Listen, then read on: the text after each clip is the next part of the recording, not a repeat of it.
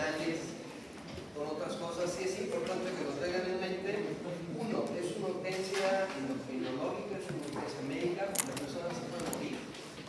Y el tratamiento es muy simple, se puede salvar la vida a la persona que ustedes ven corresponde a la dosis de glucocorticoides. Entonces, es un cuadro importante que relativamente es fácil diagnosticar. El cuadro lleva el nombre del doctor Thomas Addison, que fue el que lo escribió por primera vez en 1855, y puede clasificarse básicamente en dos. Por ahí hay bibliografías que inclusive incluyen daño a la CRH desde el hipotálamo. Para fines prácticos, está dañada la glándula suprarrenal o está dañado el estímulo desde arriba, ya sea hipotálamo o hipófisis. Si es la glándula suprarrenal es primaria, si es desde arriba es secundaria. Y la deficiencia, y perdón, la clave es la elevación o la supresión de ACTH. En cuanto a las primarias, aquí tienen todas las causas. En nuestro medio, la más común es por tuberculosis. Desafortunadamente, seguimos estando aquí por tuberculosis. En países del primer mundo, la causa número uno es autoinmune, que sería más bien esporádica, puede asociarse con otras patologías endócrinas, los síndromes poliglandulares autoinmunes, el tipo 1 o APC, que es poliendocrinopatía autoinmune, displasia ectodérmica y candidiasis mucocutánea. Y puede haber hipoparatiroidismo, puede haber hipogonadismo, alopecia, etc. Y el poliglandular autoinmune o Schmidt, el tipo 2 es Addison, diabetes tipo 1, hipotiroidismo, hipogonadismo, anemia perniciosa y vitíligo. Aquí lo importante, ahorita van a ver que recuerden, si ya hay, igual con las tiroiditis, igual con todas las enfermedades autoinmunes, si ya hay una enfermedad autoinmune, puede haber otras autoinmunes. Tengan mucho cuidado porque, por ejemplo, en el tipo 2 se asocia con diabetes tipo 1 y la cetoacidosis diabética también cursa con dolor abdominal, náusea y vómito. Entonces, de repente pueden confundirse con una cetoacidosis diabética cuando en realidad el paciente está haciendo una crisis aisoniana. Siempre que tengan cualquier autoinmune, endocrina y no endocrina, vitiligo, anemia perniciosa, artritis reumatoide, UCI, cualquier otra de las autoinmunes, piensen que puede haber otras enfermedades autoinmunes, incluyendo hipocortisolismo, diabetes tipo 1, hipotiroidismo.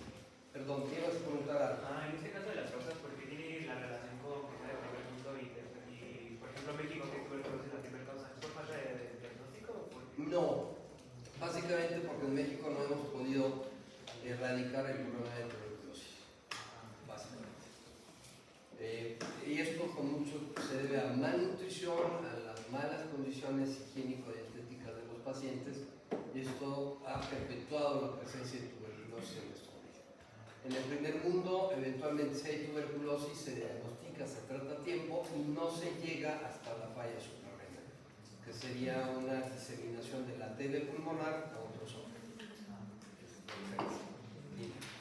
¿Sale? Y bueno, hay otras causas, metástasis, enfermedades infiltrativas, el síndrome Waterhouse-Friderichs y estas que ya serían más bien genéticas, adrenoleucodistrofia, hipoplasia adrenal congénita, mutaciones en el DAX, en el ST1. Estos genes son necesarios para la migración de las células de la corteza suprarrenal, entonces al fallar pues, no hay una adecuada migración de estas células en la etapa embrionaria y otras que son ya muy raras, mutaciones en el receptor de mineral corticoides, el TTA, etc. Los más importantes, primer mundo, autoinmune, en nuestro medio, tuberculosis.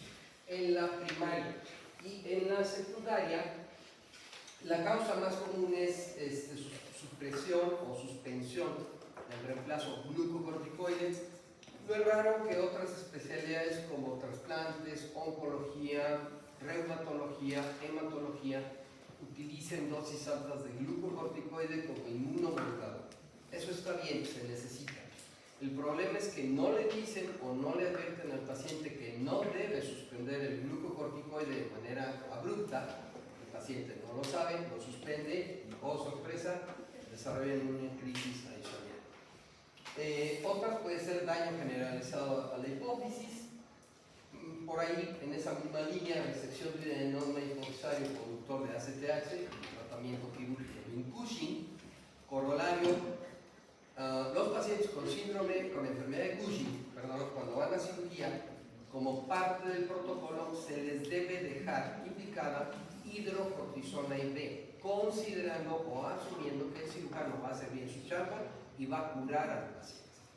El problema es que lo vamos a dejar hipocortisólico. ¿Por qué? Porque le vamos a quitar la fuente de ACTH. Entonces, de entrada se le tiene que dejar hidrocortisona. Parece algo paradójico, no lo es.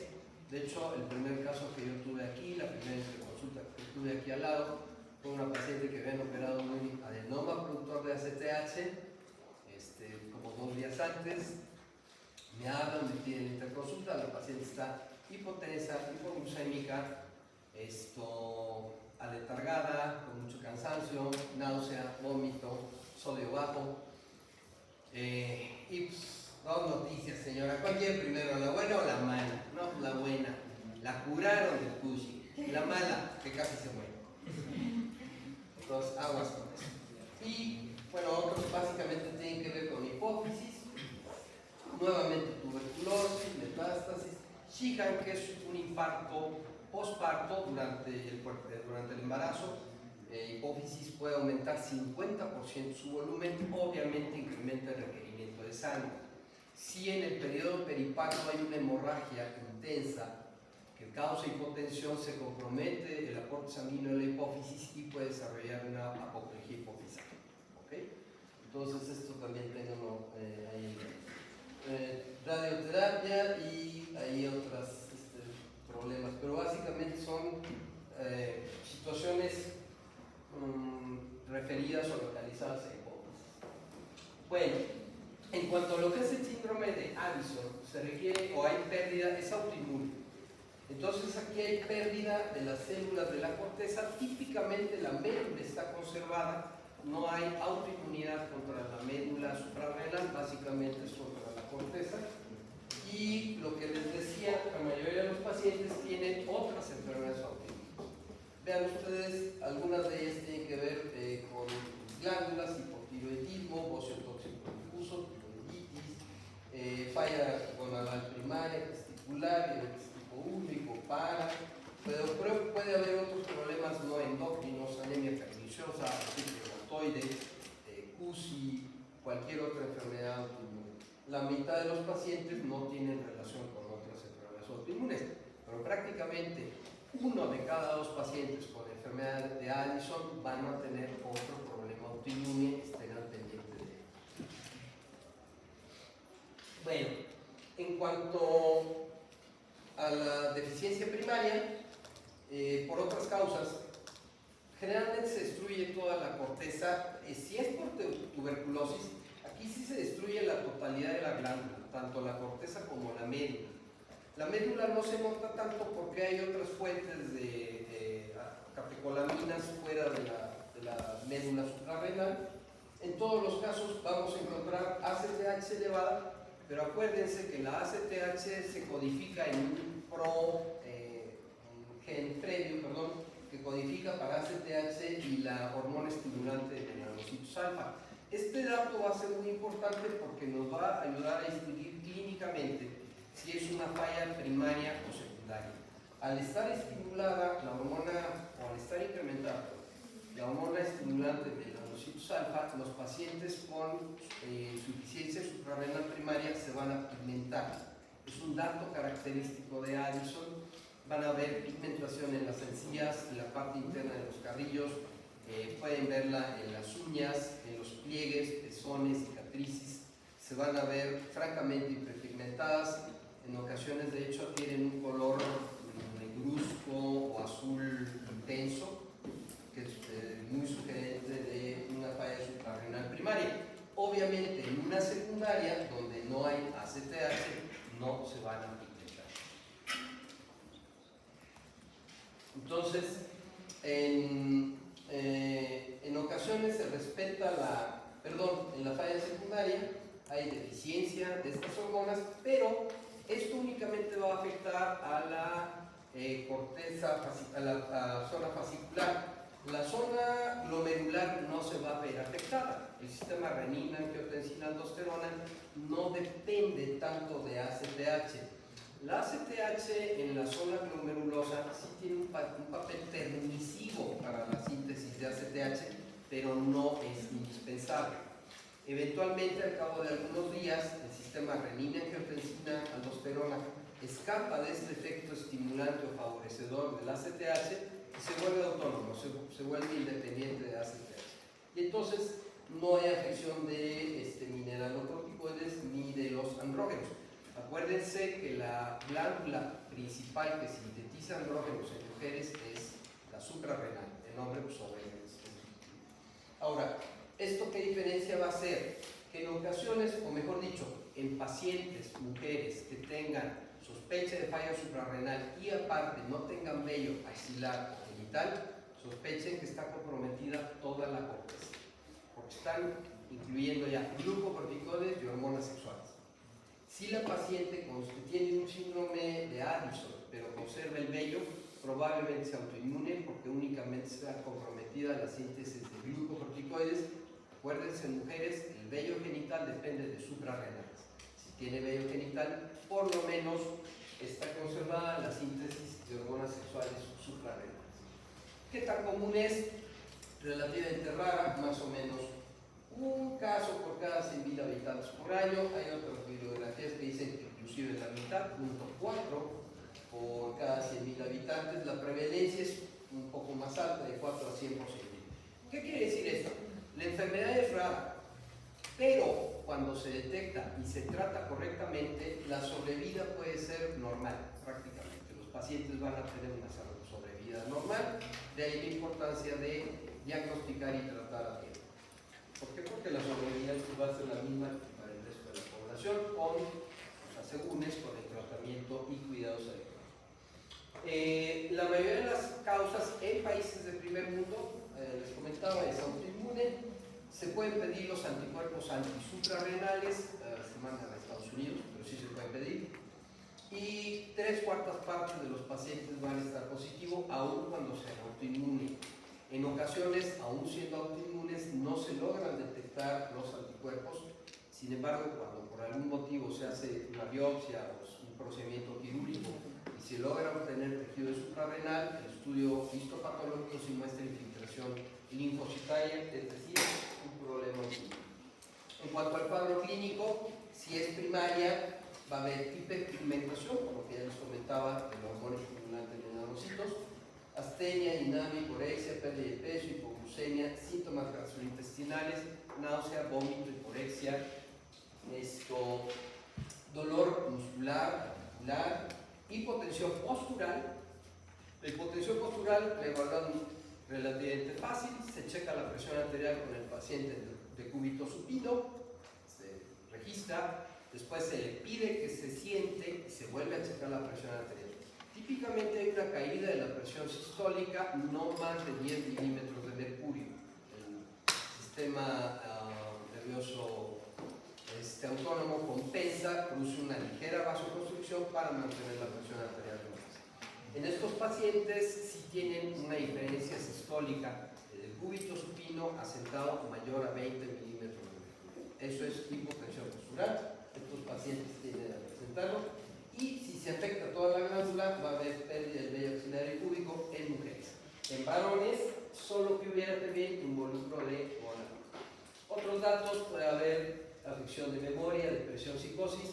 Los glucocorticoides, y creo que ya lo vieron en Cushing, también Cushing puede presentar, curiosamente, depresión y psicosis. Tienen que ver con estado de ánimo los glucocorticoides. Estos son todos los síntomas. ¿Qué me interesa de esta tabla? Hay 3 datos, 4 que son universales. La sensación de fatiga, de cansancio, anorexia y pérdida de peso. Vean ustedes que prácticamente todos los pacientes lo tienen. Los demás pueden estar presentes en mayor o mayor cantidad, en menor o mayor cantidad, síntomas gastrointestinales, el apetito por la sal, apenas 1 de cada 6. Otro que es muy común que se argumente que es asociado a crisis suprarrenal, que sería, por ejemplo, hiponatremia, sí lo presentan, pero no todos. Hipercalcemia, apenas un 6%. Hipercalemia, 2/3 partes. Entonces, si bien es cierto, algunos de estos datos pueden estar presentes en una gran cantidad de pacientes, los tres que son universales serían astenia e dinamia, anorexia y pérdida de peso. Esa combinación, si es muy sugerente, de Addison, cuidado con esa combinación. Pérdida de peso, anorexia y cansancio generalizado, piensen que puede ser Addison. Ok, en cuanto a ¿qué vamos a encontrar en laboratorio? Podemos encontrar hiponatremia, hipercalemia, incremento de creatinina y del nitrógeno ureico de la sangre, es decir, azoemia. Va a haber incremento de calcio, es una de las causas de hipercalcemia, y eosinofilia. Acuérdense que los glucocorticoides, una de sus funciones es mantener marginados los granulocitos en la pared del endotelio. De la cantidad de granulocitos que se mide normalmente en la sangre, en la biometría hemática, se considera que hay otro tanto, más o menos el 50% están circulando. La otra mitad de los granulocitos en realidad están pegados a la pared del endotelio, esperando a ser activados. Y cuando parte de lo que hace esto, que se mantengan marginados, son los glucocorticoides. Si le quitamos glucocorticoides a un paciente, se van a separar estos eosinófilos, y entonces va a haber eosinofilia, son eosinófilos, no granulocitos. Bueno, esto también es importante. Uno, es causa de, o deben considerarlo en el protocolo de estudio de fiebre de origen desconocido, y también una causa inexplicada de hipoglucemia. Ahora que pasen al módulo de metabolismo, van a ver, el cuerpo humano defiende muy bien la glucosa. ¿Para qué queremos glucosa? Para producir ATP. ¿Y para qué queremos ATP? Bueno, más bien, necesitamos glucosa para producir ATP, y esta es la moneda energética del cuerpo humano.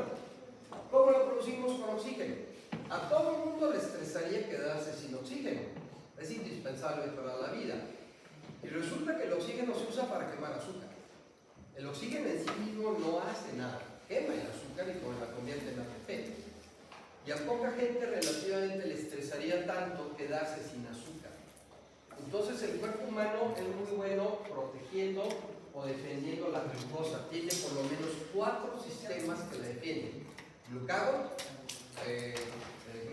glucocorticoides, salud, hormona de crecimiento y catecolaminas. Son 4 hormonas que protegen al cuerpo humano de hipoglucemia, y 4 poderosas.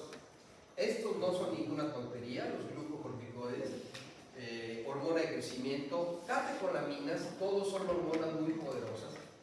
Y sin embargo se usan 4 sistemas para defender, y únicamente usamos una hormona para evitar que suba, que es la insulina. Entonces vean ustedes, el cuerpo humano tiene sistemas redundantes para protegernos de una hipoglucemia. En presencia de una hipoglucemia en personas no usuarias de medicamentos hipoglucemiantes, aguas, puede ser una falla suprarrenal. Esto era lo que les decía, la pigmentación que se va a observar en los pliegues de las manos, en los lechos uliares, en las encías. Aquí se alcanza a ver, y en la parte interna de los carrillos de la mucosa oral. Este es el protocolo de abordaje. Básicamente, ante la sospecha de falla suprarrenal, hay que solicitar, hay que tomar, idealmente, de forma basal, cortisol ACTH. Se hace una prueba de estimulación con cocitropin, que es un fragmento de unos 34 aminoácidos de la molécula original. Se hace la estimulación con cocitropin, unos 24 aminoácidos, se hace la estimulación y se mide cortisol. Ya únicamente necesitamos cortisol a los 30 y 60 minutos. Mínimo tenemos que alcanzar un pico de 550 milimolas, equivalente a 18 o 20 microgramos por decilitro de cortisol. Si no alcanzamos esa cifra con la prueba de estimulación de cocitropin, el paciente tiene deficiencia de glucocorticoides. Aquí nos va a servir la ACTH bastante con vamos. Si la ACTH está alta, entonces hay que pensar que el problema es a nivel suprarrenal, y entonces tendremos que solicitar una resonancia nuclear magnética o un ataque de suprarrenales para evaluar cómo es la morfología de la glándula. Si no es a nivel, si encontramos que las suprarrenales están normales, pues hay que considerar que es ingesta de glucocorticoides y que el paciente lo suspendió. El paciente estaba tomando prednisona, metilprednisolona, glucocorticoidesógeno, y bueno, si hay alguna afección la vamos a ver en el estudio de imagen. Por el contrario, si la ACTH está baja o normal, aguas, porque una ACTH normal en presencia de una respuesta suprimida al cocitropin nos indica un defecto central. En endocrino lo normal no siempre es normal. Si tienen una situación de estrés y ustedes esperan que eleve el cortisol, ¿cómo esperan que esté la ACTH? Alta. Una ACTH normal en situaciones de estrés no es normal. Los sistemas endocrinos son sistemas de control, regulan variables, y entonces se tienen que adaptar a las condiciones que cambia esa variable. Si necesito cortisol de forma urgente, es donde tiene que brillar el cortisol, es donde nos salva la vida. Es la hormona reina del estrés, el cortisol. Y resulta que el estrés no sube a ACTH, se queda normal. No, yo esperaba que brillara, que estuviera altísimo, que tomara el control del cuerpo humano, y no lo hizo. Está fallando. Lo normal en endocrino, ojo, no siempre es normal. Entonces, una ACTH normal o francamente suprimida, pues indica que el problema viene desde arriba, y entonces el estudio de elección va a ser una resonancia nuclear magnética. Y ya vamos a encontrar en cualquiera de las causas que ya vimos. Esto, nuevamente, si es negativo, pues hay que considerar que el paciente se está tomando glucocorticoides exógenos, y si es positivo, pues revisar qué está pasando ahí en hipófisis. ¿Ok? Pero de entrada, solicitar ACTH y cortisol basales, hacer la prueba de estimulación en condiciones ideales. Muchas veces en este país no van a tener la posibilidad de solicitar en ese momento, en cualquier momento, ACTH y cortisol. La mayoría de los hospitales, de hecho, no lo van a poder hacer. Ustedes tienen que anotar en su expediente: el protocolo recomienda solicitar ACTH cortisol y hacer prueba de estimulación. La institución no cuenta con el recurso. Procedo a administración de glucocorticoides a la sospecha de falla suprarrenal aguda. ¿Por qué? Porque si viene una demanda, lo primero que les van a preguntar: ¿por qué no hizo lo que tenía que hacer? Porque mi hospital no hace ACTH. Vean mi nota. Ahí yo le puse qué se tenía que hacer. Esta posible de hospital no lo puede hacer, no es mi culpa. Yo sabía que se tenía que hacer. Háblele al administrador. Yo sabía que se tenía que hacer. ¿Es una tontería? No. Desde el punto de vista legal es importante que ustedes anoten qué es lo que se tiene que hacer. ¿Y el estudio es muy caro por fuera? La ampolletita de cocitropin debe de... Primero que la consigan. Porque... O sea, como está el kilo de huevo, literalmente hoy sí cuesta 1 y la mitad de huevo, sí cuesta 8. Cada ampolletita anda sobre los 25, 30 mil pesos. Uno, primero, espérese, no. Primero que la consigan, que vea dónde, aunque sea cara, pero a ver dónde se la venden. Se la venden en California. Aquí en México no. Así es. Ya que vea quién la va a vender, pues ahora sí preocúpese para juntar los 30 mil pesos. Entonces, sí es un poquito complicada hacerlo. Bueno, esta es la prueba del cocitropin, y de nuevo tiene que elevar mínimo a 18 microgramos. En caso contrario, pues se considera que es falla suprarrenal. Si no es posible determinar o hacer la prueba, pues hay que medir el cortisol urinario. Si es menor a 5 microgramos, también es sugestivo de insuficiencia suprarrenal. Si da trabajo hacer una prueba, yo quiero ver, ¿sabes qué? Mándame 2. ¿A cómo está? A 30, pero si me pides 2 te hago un descuento, te lo dejo en 27 cada uno. Pues órale, que mándame 2 para llegar, por favor. Y en vueltas para llegar. Sí, en primer mundo se repite la prueba. O sea, yo quisiera aquí por lo menos tener para hacer. Pero bueno, ustedes tienen que saber lo que es correcto.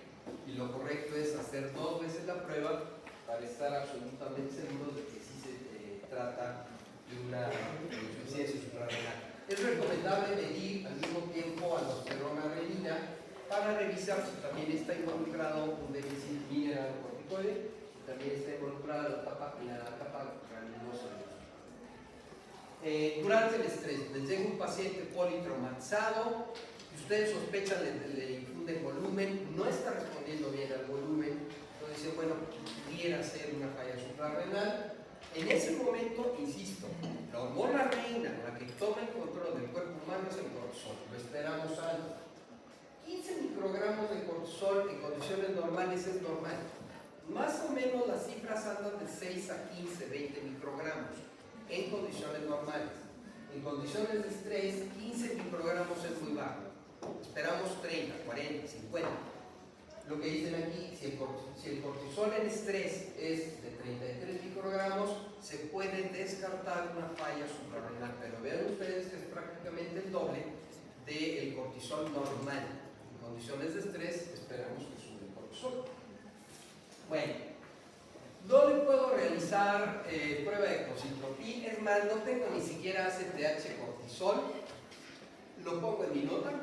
Debería realizarse prueba de estimulación con cocitropin con determinación de ACTH basal y mediciones de cortisol seriadas. Mi institución no cuenta con el recurso. Ante la sospecha de crisis suprarrenal, inicio tratamiento sustitutivo. Posteriormente se referirá a endocrinología para evaluar si efectivamente existe o no falla suprarrenal. Ante la sospecha de falla suprarrenal, si no pueden realizar laboratorios, inicien tratamiento. Perdón, por allá levantaron. Sí, doctor, ¿cómo o cuál es el ejercicio físico para estimular el estrés? Ejercicio. O bueno, lo que se le hace para hacer la prueba de estrés. Ahorita va a haber, hay unas muy maquiavélicas, muy ¿sí? Y hay unas pruebas para mí que dicen, no, hijo de tu madre, sí, tenemos unas que parecen que le dan leña, Yo creo que las hizo porque manda, porque ahorita es una está muy divertida.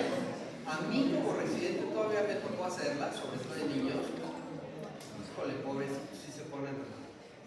Sí, o sea, se tiene que hacer hospitalizado, no la puede hacer ambulatorio. Sí, hay unas maquiavélicas.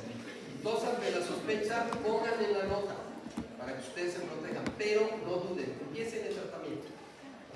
El doctor Domingo Garibaldi, ¿le dio clase a usted, doctor? El doctor Domingo Garibaldi, un excelente maestro, decía, bueno, él es cirujano, y él decía, el agua y el tacto rectal no se le niegan a nadie. Yo les diría, 100 miligramos de hidrocortisona no se le niegan a nadie. Por 100 miligramos de hidrocortisona que administren, ni van a poner al paciente Cushing, ni lo van a hacer hipertenso, ni lo van a hacer diabético, y si es una falla suprarrenal, le van a salvar la vida. Por 1 o 2 días que dé tratamiento para crisis suprarrenal, no van a volver Cushing al paciente. Entonces, ante la sospecha, den 100 miligramos de hidrocortisona. Yo se los confieso, llegué a usar hidrocortisona porque, bueno, era la moda. Esto mal hecho, pero bueno, en el servicio, que de repente se nos andaban caducando las hidrocortisonas, pues a veces las usamos como antiinflamatorio para faringoamigdalitis, pésimo uso de un glucocorticoide, pero era la moda, se iba a caducar, úsala, y la verdad son una chulada como antiinflamatorios. No, a los 2 días el paciente estaba feliz, contento. Ay, doctor, tome el medicamento, arde como la fregada cuando le inyectas, pero no, hombre, en horas el paciente sin dolor se siente animado, se siente bien, rejuvenecido, son una chulada. Pero no se deben usar así los glucocorticoides, pero pues sí lo llegamos a usar.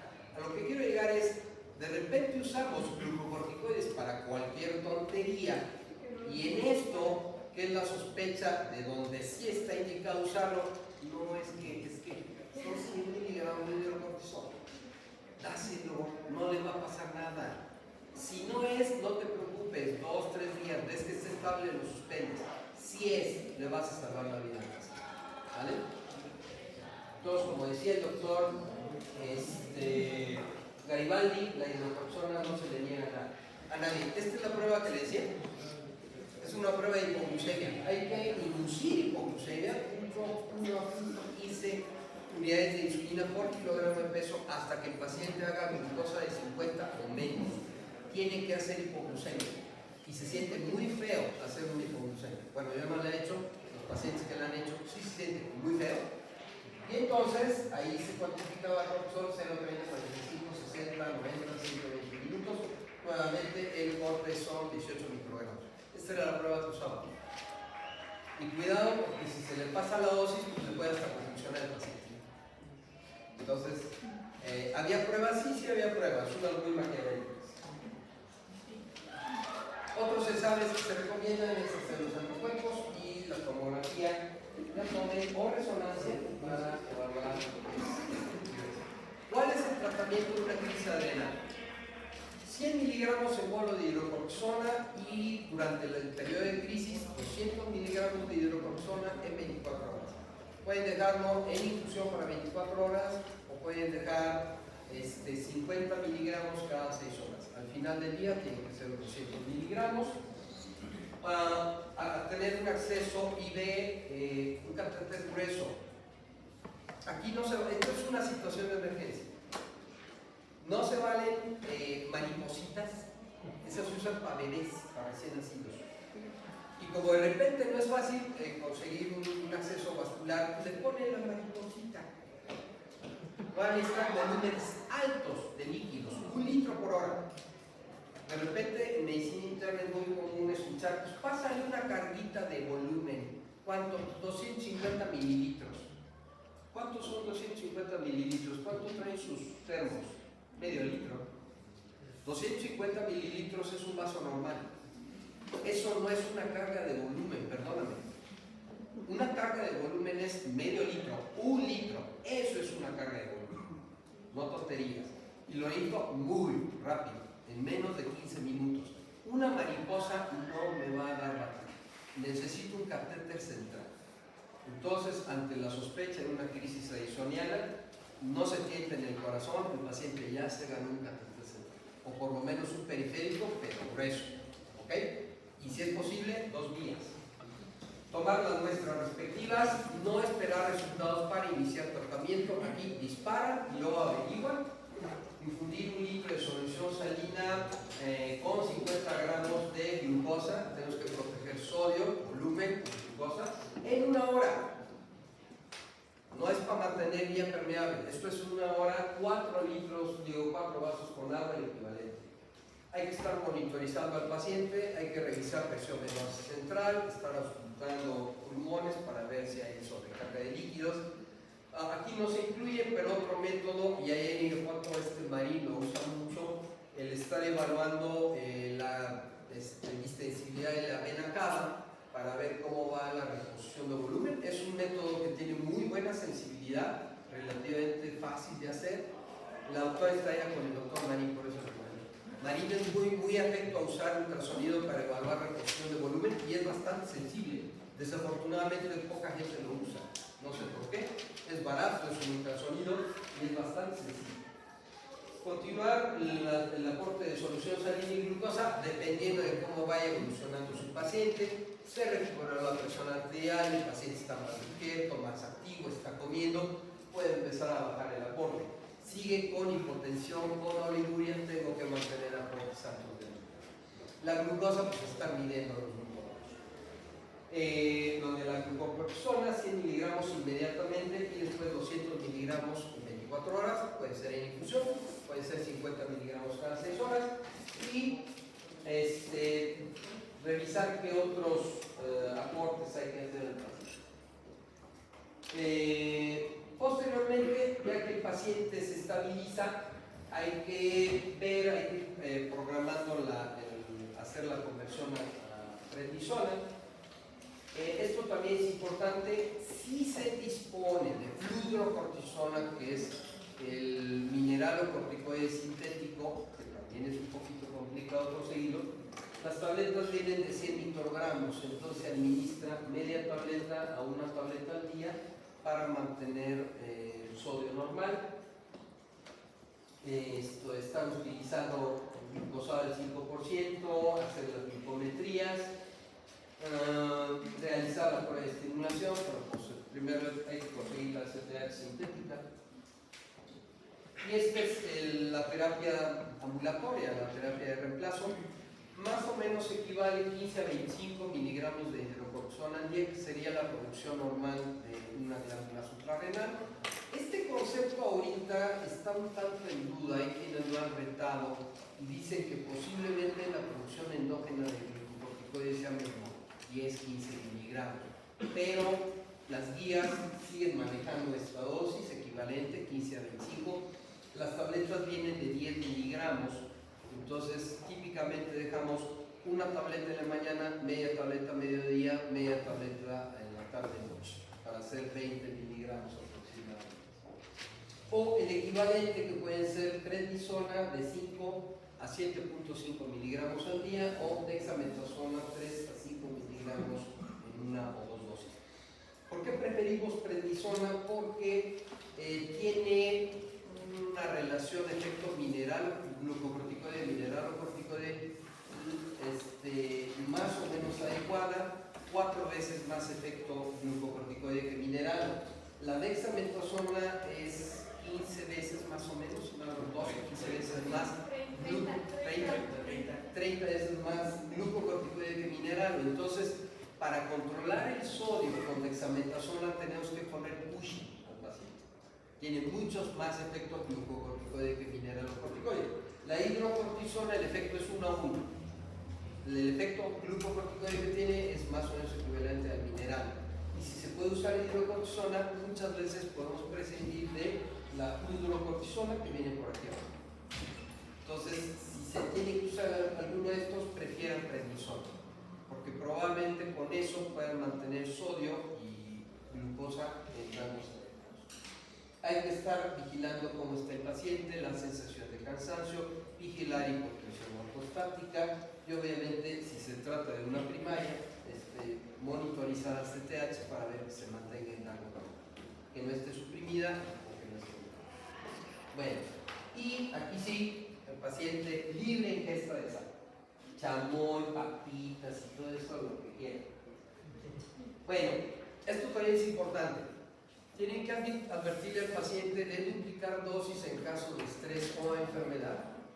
El paciente tiene que cargar de identificación un brazalete o un collarín que diga que es usuario dependiente de glucocorticoides, suponiendo que algún día pueda llegar a urgencias con pérdida del estado de alerta y él no les puede decir, oiga, yo uso glucocorticoides todos los días. Entonces, para que el personal de sala de urgencias identifique que necesita glucocorticoides, tiene que explicar al paciente y a un familiar por lo menos cómo manejar una crisis adrenal en casa, duplicar la dosis en caso de enfermedad.